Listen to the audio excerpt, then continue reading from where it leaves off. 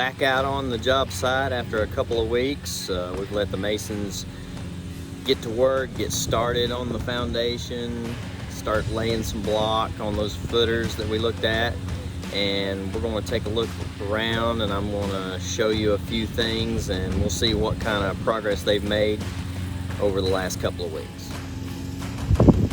Okay, here we see where a bulkhead was poured, and the last time we looked at it, there was a couple of stakes in the ground and a piece of OSB holding that concrete back as it cured. And so now they've taken that off, and what you have is a step down, which will take it down with the lay of the land.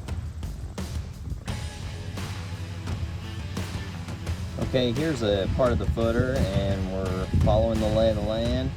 There's another bulkhead, and the foundation wall is being laid up with 12-inch blocks. And one interesting thing to note is you can see how the two courses of block have been laid to where it meets the top of the next layer, or approximately. They've left a little bit of room down from the top of the concrete so that they can lay the next row and have a nice bed of mortar. What you notice with these block is how the first course is laid, and then the second course is laid staggered to where the middle of the block hits on a head joint, they call it, of the previous course. That's called a running bond. Okay, here's a better shot of the running bond. So you can see where every other course, or you can think of it as a row, every other row of block has been laid in a staggered fashion. And that's made for strength. All right, but then this is going to be the garage down here on the lower end of this foundation, and you can see a different kind of block. Okay, if I can get up here kind of close, you can see we got a different kind of block that looks like somebody took a saw and sawed part of it away. Okay, they ordered block just like this for a reason. Okay, that's called a form block. And so what that does, that creates a concrete form, or a wall, so that whenever they come in here and pour the concrete for the floor of the garage, that concrete will have somewhere to come over to and stop, and it gives them a place to aim for.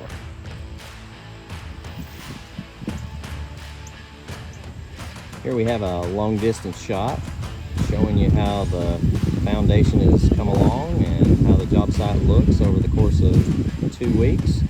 And you'll notice that several block have been laid, and even more block have been brought in and set up in the middle of the site. So what I'm going to do is I'm going to have Coach Murray explain to you the difference between the blocks and why there are 8-inch blocks and 12-inch blocks. All right, we have Coach Murray here with us at the job site, and I was going to ask Coach Murray, why is it that they have a new stack of 8-inch blocks now that they didn't have 2 weeks ago? Well, that's a mighty good question. You know, the last time we were out here, we looked at the 12-inch block, and you can see that they have started laying up this foundation with this 12-inch block. And we had talked about just the body of a 12-inch block and how it was made. Well, this is an 8-inch block.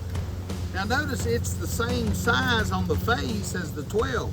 It's 8 inches by 16, and if you'll remember from our last video, it's actually about 7.5 by 15.5. But what this is for, they will take this block and they'll lay it right here, something like this. And this means the inside is flush. In other words, from the inside, I couldn't tell which one's 8 and which one's 12. And so here and give you all a better yeah, view. Yeah, let me lay another one here so you can see.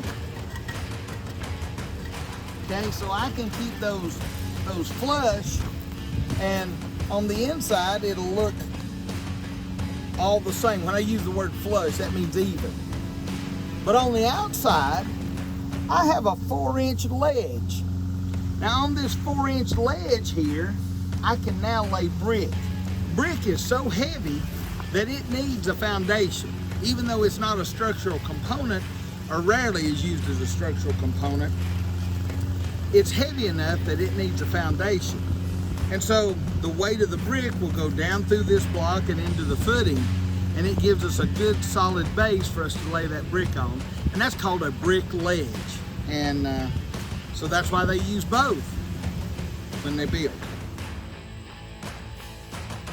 Okay, on this side of the foundation wall, this is the part that will be underground. You can see it looks like they've taken some of their mortar and smeared it up the edge. Okay, so when they've troweled it specifically up the edge of this wall, what they will do after that cures and they get the foundation up at grade level, they will come back and put some tar on it, probably some waterproof membrane, and that will create a waterproofing measure so that water that doesn't get in through the foundation wall that's underground. Okay guys, I've given you a close-up look at how the foundation has progressed that Mr. Tim Hicks has allowed us to come out and be a part of, observing and checking it out. And some people may say that there is not a whole lot of foundation coming up out of the ground over the course of 2 weeks, but you got to figure that East Tennessee weather is kind of unpredictable, and if you've ever worked with a mason crew, which I have, you would know that it's really hard work. It takes a lot of manpower. It's physically challenging to lay a foundation like this. So I think they're coming along just fine. We'll try to get out here next week and check and see how things are going. And through this series, we're hoping that we can watch this house come up out of the ground and unfold